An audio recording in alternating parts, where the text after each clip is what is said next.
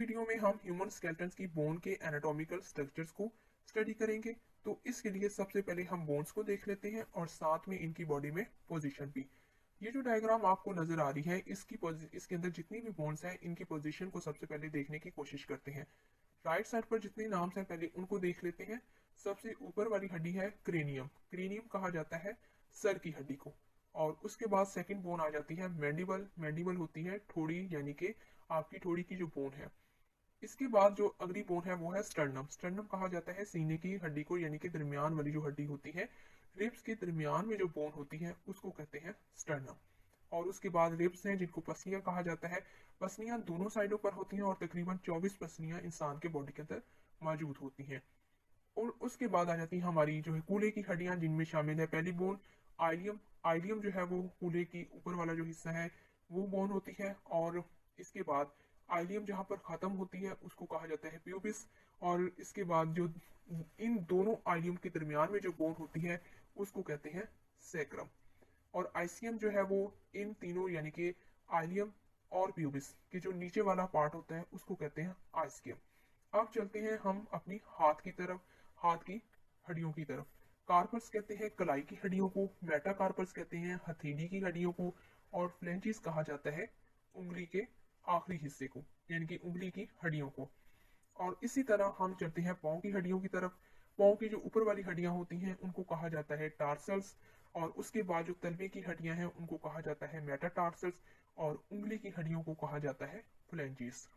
तो ये थी हमारी राइट साइड वाली बोन्स। अब चलते हैं हम लेफ्ट साइड वाली बोन्स की तरफ। लेफ्ट साइड पे सबसे ऊपर वाली जो बोन है वो है क्लेविकल। क्लेविकल कहा जाता है कॉलर बोन को भी कहा जाता है और इसको ब्यूटी बोन भी कहा जाता है। इसके बाद आ जाता है स्केपुला। स्केपुला कहते हैं जो कंधे का जो हड्डी होती है उसको कहा जाता है। और फिर उसके बाद आ जाती है ह्यूमरस। ह्यूमरस बाजू की सबसे बड़ी और मजबूत हड्डी होती है। ह्यूमरस के बाद जो दो बोन्स होती हैं उनको कहा जाता है रेडियस और अल्ना। रेडियस जो है वो अंगूठे वाली साइड पर होती है और जो अल्ना है वो हाथ की जो छोटी फिंगर होती है उस साइड पर प्रेजेंट होती है। अब हाथ और बाजू की हड्डियों के बाद आ जाते हैं टांग की हड्डियों की तरफ, जो कि पहली हड्डी है फीमर, यानी कि टांग की बड़ी हड्डी और मजबूत भी। इसके बाद दो हड्डियां आ जाती हैं टीबिया और फिब्यूला। जो टीबिया है वो होती है अंगूठे वाली साइड पर और जो फिब्यूला है वो पाँव की जो स्मॉल फिंगर होती है उसके दरमियान में होती है। अब दरमियान में हमारी एक बोन रह गई है जो है पटीला। पटीला कहाँ पर प्रेजेंट होता है? ये फीमर और टीबिया फिबुला यानी इन तीनों बोन्स के आपस में जुड़ने से जो ज्वाइंट पैदा होता है उसके दरमियान यानी कि उसके ऊपर जो कवर लगा होता है उसको हम कहते हैं पटीला। ये तो थी ह्यूमन स्केलेटन बोन्स की कुछ जनरल सी पोजीशंस। अब इसकी मजीद जो है वो क्या लोकेशन होती है, इसका क्या एनाटॉमिकल स्ट्रक्चर होता है, क्या इसकी एनाटॉमिकल पोजीशंस होती है, ये हम अगली स्लाइड्स के अंदर डिटेल में स्टडी करेंगे। सबसे पहले देखते हैं ह्यूमन स्कल यानी कि खोपड़ी की हड्डियां। सर में हड्डियों की कुल तादाद 22 है। इनमें 8 सर की हड्डियां जिनको क्रेनियल बोन्स और 14 चेहरे की हड्डियां होती हैं। खोपड़ी के बलाई हिस्से को क्रेनियम कहते हैं जिसमें दिमाग महफूज होता है। अब हम इस स्लाइड को रीड भी कर लेते हैं और साथ में लगी डायग्राम की अंदर जितनी भी बोन्स हैं उनको भी स्टडी करने की कोशिश करते हैं। It is a type of a flat bones. खोपड़ी के अंदर यानी कि स्कल की जितनी भी बोन्स होती हैं वो फ्लैट बोन की ही टाइप्स हैं। इट इज़ वेरी हार्ड, ये तो हमें पता ही है कि स्कल बोन्स हो या दूसरी बोन्स हो, हड्डियां जो है वो बहुत ज्यादा सख्त और पायदार होती हैं। It covers the brain. Human school जो है वो ब्रेन को जो है वो महफूज करता है, यानी कि इसके अंदर जो इंटरनल ऑर्गन प्रेजेंट है वो है ह्यूमन ब्रेन। अब हम इस डायग्राम की मदद से जो है वो इसकी जितनी भी स्कल के अंदर बोन है उनकी पोजीशन को देखने की कोशिश करते हैं। सबसे पहले बोन आ जाती है फ्रंटल बोन, जो कि सिर्फ एक बोन होती है ह्यूमन स्कल के अंदर। फ्रंटल कहा जाता है माथे की हड्डी को, यानी कि सामने वाली जो सर की हड्डी होती है इसको कहते हैं फ्रंटल बोन। और उसके बाद आ जाती है सेकंड बोन जो कि है टेम्पोरल बोन। ये दो अदद होती हैं, एक राइट साइड पर प्रेजेंट होती है और एक लेफ्ट साइड पर। टेम्पोरल बोन जो है वो दो होती हैं, राइट और लेफ्ट साइड पर। इनकी पोजीशन क्या होती है? ये कान के ऊपर वाक़ होती हैं। इसको कनपट्टी की बोन्स भी कहा जाता है। इसके बाद जो थर्ड बोन है वो आ जाती है स्फेनाइड बोन्स, जो कि सिर्फ एक अदद होती है। ये कहाँ पर वाक़ है? ये फ्रंटल और टेम्पोरल और जाइगोमेटिक, यानी कि इन तीनों बोन्स के दरमियान में जो वाक़ होती है इसको कहा जाता है स्फेनाइड बोन। इसके बाद चलते हैं पिराइटल बोन की तरफ। पिराइटल बोन जो है वो दो अदद होती हैं, ये भी बिल्कुल फ्रंटल बोन के बिल्कुल पीछे वाक़ होती हैं, यानी कि सर का जो पीछे वाला ऊपर वाला जो हिस्सा होता है उसको कहते हैं पैराइटल बोन। और ये भी दो बोन्स होती हैं, एक राइट साइड पर और एक लेफ्ट साइड पर। इसके बाद आ जाती है occipital bone. Occipital bone parietal bone के बिल्कुल नीचे वाक़ होती है और ये सर का सबसे पीछे वाला और नीचे वाला हिस्सा होता है। इसके इन तीनों बोन्स को आपने कैसे याद रखना है कि फ्रंटल बोन जो है वो माथे की सामने वाली हड्डी होती है। इसके बाद जो सर का पिछला हिस्सा होता है वो उसको कहा जाता है पैराइटल बोन।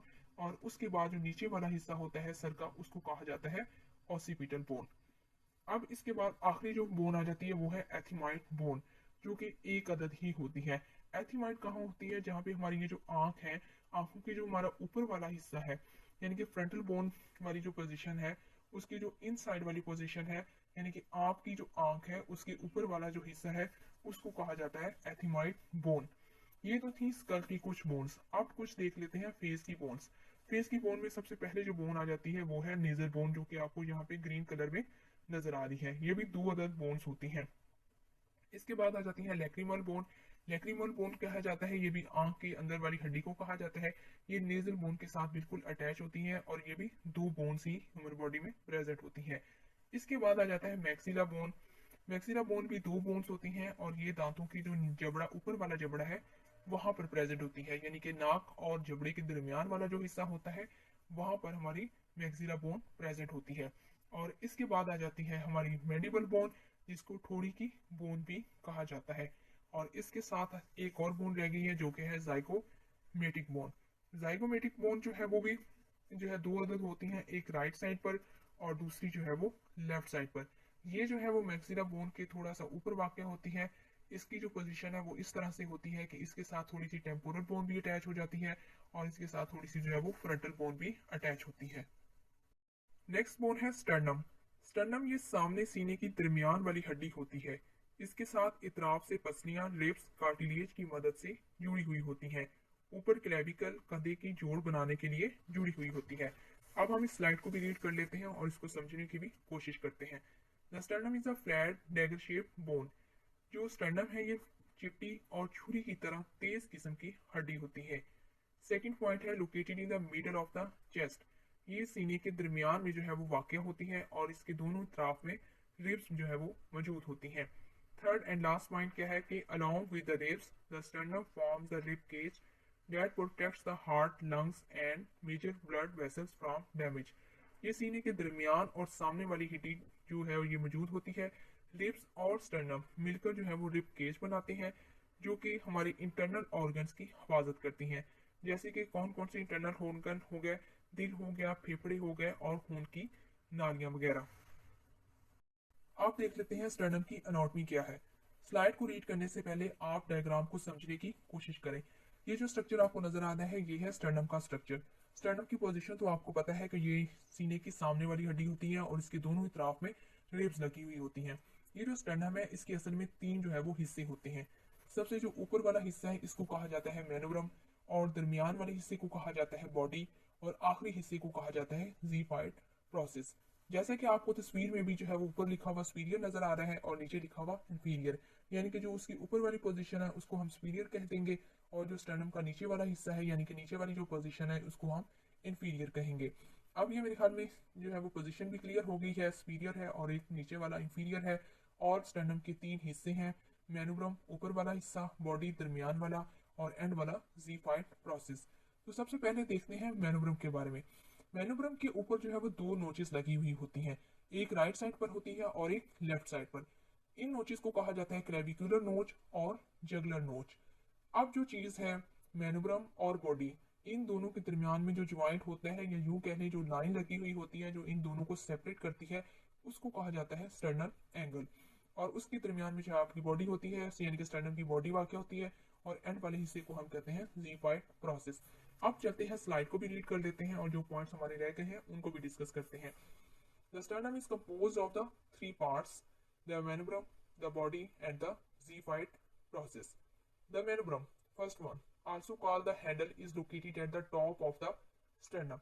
इनकी जो मेनुब्रम है ये स्टर्नम के सबसे ऊपर वाला जो पार्ट होता है यानी कि उसका जो टॉप पार्ट है वहां पर वाक़ होती है। सेकेंड पार्ट है the body, also called the blade और the gladiolus. Is located in the middle of the sternum. जो बॉडी है इसको हम ब्लेड भी कह सकते हैं, इसको ग्लैंडुलस भी बोल सकते हैं, और इसकी जो पोजीशन है वो स्टर्नम का दरमियानी हिस्सा है। यानी कि कैसे दरमियानी हिस्सा है, ऊपर मेनिब्रम वाक़या है और नीचे xiphoid process, and connects the third to the seventh ribs directly. ये जो हमारी बॉडी है, यानी कि ये जो स्टर्नम का बॉडी है, इसके साथ कौन कौन सी बोन्स आके अटैच हो जाती हैं बिल्कुल डायरेक्टली, वो है 3 से लेके 7 बोन तक। यानी कि तीसरी जो है वो रिब से लेके 7वीं रिब तक जो है वो बॉडी के साथ अटैच होती हैं बिल्कुल डायरेक्टली। और जो इनडायरेक्टली अटैच होती हैं उनमें आ जाती हैं 10th यानी कि 8th रिब से लेके 10th रिब तक जो है वो इसके साथ इनडायरेक्टली अटैच होती हैं। अगर आपको डायरेक्टली और इनडायरेक्टली की कुछ सही से समझ नहीं आ रही तो आप जो है वो तस्वीर को पीछे से जो है वो लास्ट वाली स्लाइड जो है वो दोबारा से देखें और इसमें क्लियर करें कि डायरेक्टली और इनडायरेक्टली का क्या मतलब होता है। डायरेक्टली का यहाँ पे ये मतलब है कि डायरेक्ट आके बोन जो है वो बॉडी के साथ अटैच हो रही है, जबकि इनडायरेक्ट का मतलब ये है कि पहले जो जो 8वीं 9वीं और 10वीं रिब है वो आपस में पहले एक पॉइंट पे आके इकट्ठी होती हैं, फिर वो पॉइंट जो है वो आके बॉडी के साथ अटैच हो जाता है। अब चलते हैं जो कि इसका तीसरा पार्ट है, वो है ज़ीफाइड प्रोसेस। ज़ीफाइड प्रोसेस को टिप भी बोलते हैं, also called tip, is located on the bottom of the sternum. यानी कि ज़ीफाइड प्रोसेस को टिप भी कहा जाता है और ये स्टर्नम का सबसे लोअर पार्ट होता है। It is often cartilaginous cartilage but does become bony in later years. ये जो ज़ीफाइड प्रोसेस होता है, शुरू के अंदर जब छोटा बेबी होता है, यानी कि पहले साल से लेकर तकरीबन 5 या 6 साल तक की उम्र तक ये कार्टिलेज की स्ट्रक्चर के अंदर ही रहता है। लेकिन जैसे ही एज ज़्यादा होती जाती है तो ये जो कार्टिलेजेस हैं ये हड्डी की शक्ल इख्तियार कर जाते हैं। These 3 segments of bone are usually fused in adults. Small baby के अंदर, छोटे बेबी के अंदर, छोटा जो बेबी होता है, न्यूनेट्स जो होते हैं, उनके अंदर ये जो स्टर्नम है इसके 3 हिस्से बिल्कुल क्लियर और नुमाया होते हैं। लेकिन जैसे ही पर्सन जो है वो एडल्ट एज की तरफ बढ़ना शुरू कर देते हैं तो ये जो कार्टिलेजियस हिस्सा होता है और ये जो दरमियान में जॉइंट्स बने हुए होते हैं वो फ्यूज हो जाते हैं। तो इस तरह स्टर्नम एक बोन की यानी कि एक हड्डी की शक्ल इख्तियार कर लेते हैं। Now we see the functions of the sternum. First है the sternum serves an important function in the body. Sternum जो है वो बहुत ज़्यादा इंपॉर्टेंट फंक्शन हमारी बॉडी में परफॉर्म कर रही है। एक तो ये हिफाजत करती है और दूसरा ये शेप प्रोवाइड करती है ह्यूमन स्केलेटन को। सेकंड जो फंक्शन है वो है the ribs are connected to it by costal cartilages. Without the sternum there would be a hole in the bone structure in the middle of your chest right above your heart and the lungs. Second function में actually में वो ये बताना चाह रहा है कि जो स्टर्नम है उसके साथ जो रिब्स आके अटैच होती हैं वो अटैच होती हैं with the help of the costal cartilages. अगर ये स्टर्नम ना होती तो डेफिनेटली ये जो रिब्स हैं वो आपस में एक दूसरे के साथ जाके अटैच हो जाती। जब ये अपने से एक दूसरे के साथ जबकि अटैच होती तो ह्यूमन बॉडी के अंदर एक होल डेवलप हो जाता। यानी कि जैसे रिब्स के अंदर यानी कि 2 रिब्स के अंदर अगर एक होल है तो इसी तरह अगर स्टर्नम ना होती तो फिर ये पूरे जो है केज है, पिंजरा जो है, इसके अंदर होल होता। जब ये इसके अंदर होल होता तो डेफिनेटली फिर ये हिफाजत नहीं कर सकती थी। किसकी ये हिफाजत नहीं कर सकती थी? इसके अंदर जो है वो दिल है और इसके साथ फेफड़े मौजूद हैं। तो फिर ये कभी भी स्टर्नम जो है वो अगर ना होती तो फिर इन ऑर्गन्स की, इंटरनल ऑर्गन्स की कभी भी हिफाजत नहीं हो सकती थी।